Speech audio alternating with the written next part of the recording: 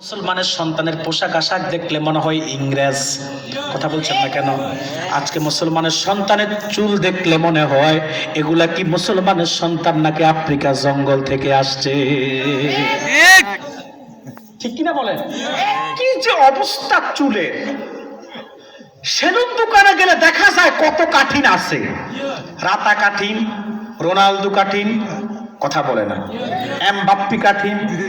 এরপরে এই দেশের যুবকদের ড্রেস আপের ক্ষেত্রে এরা সেলিব্রিটি, মানে যারা আপনার আদর্শ, মানে যারা সেলিব্রিটি হয় তাদের, শাকিব খান, সালমান খান, শাহরুখ খান, অমিতাভ বচ্চন, কথা বলে না, এদের একটা গেঞ্জি প্যান্ট বের হইলে মার্কেটে আসলে কার আগে কে কিনবে, বন্ধু বান্ধবের কাছ থেকে ক্রেডিট নিবে সে চেষ্টায় থাকে।